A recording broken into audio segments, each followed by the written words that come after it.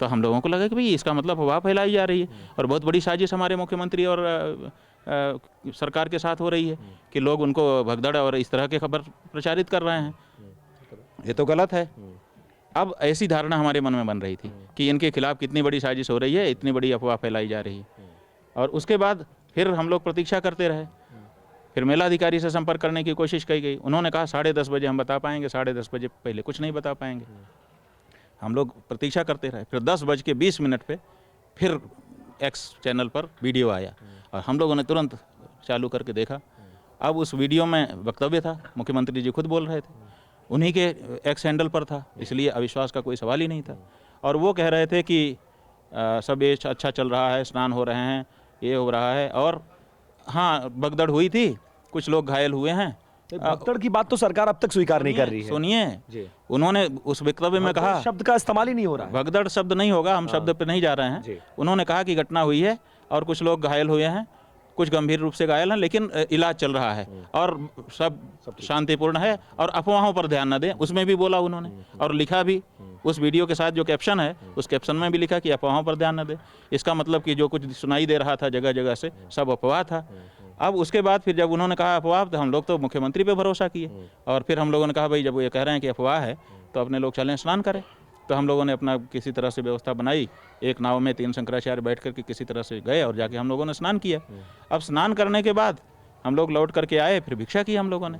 सहज हो गए कि भाई अफवाह फैलाई जा रही, लोग बता रहे थे, ऐसा नहीं कि नहीं बता रहे थे, लेकिन हम लोग कह रहे थे कि मुख्यमंत्री थोड़े झूठ बोलेगा, उसने कहा है कि अफवाह पर ध्यान मत दीजिए, तो इसका मतलब कि सही होगा। और रात को 7:52 या 8:52 पे फिर उनका एक आ गया वीडियो और उस वीडियो में वो कह रहे हैं कि इतने लोग और रोने जैसा मुंह बना रहे हैं। तो ये बहुत दुख हो गया कि इसका मतलब कि घटना हुई थी, इसका मतलब कि रात को ही इनको जानकारी थी, लेकिन पूरे दिन ये छिपाते रहे। तो ये जो उन्होंने घटना को छिपाया और उसमें से भी एक ही घटना के बारे में जिक्र किया गया, संगम नोच पर, और जो झूसी में घटना घटी जिसमें 28 लोगों को वहाँ प्रत्यक्षदर्शी बता रहे हैं कि 28 लोग उसमें मरे, वो वीडियो हम लोगों को दिखाया गया। वो वीडियो कल हमको एक प्रत्यक्षदर्शी ने दिखाया शाम को आकर के। उसने कहा गुरुजी मैंने, मेरी आंखों के सामने ये घटना हुई, मैंने ये स्वयं शूट किया है, पुलिस करने नहीं दे रही थी लेकिन मैंने शूट। कचरे की तरह लोग पड़े हुए हैं, लाशें पड़ी हुई हैं। और लोगों ने बताया कि 6:55 पे वो घटना सवेरे घटी थी और 1 बजे वहाँ से लाशें उठाई गई। तब तक ऐसे ही पड़ी थी कचरे की तरह से।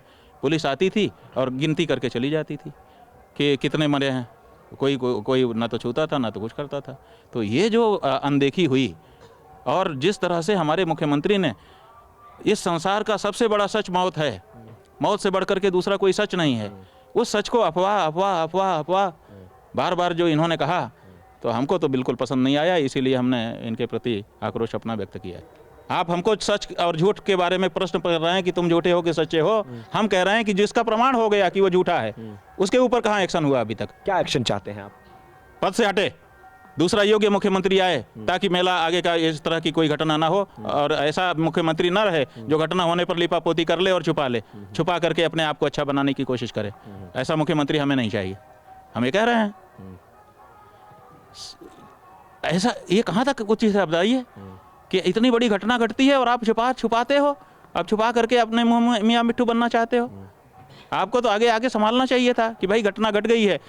आप संख्या मत बताते, आप कहते कि कुछ लोगों की मृत्यु भी हुई है, लेकिन हम खड़े हैं, संभाल रहे हैं, कोई जनता बिल्कुल चिंता ना करे, मैं खुद खड़ा हूँ, मेरे ऊपर भरोसा करे। क्या जनता भरोसा ना करती?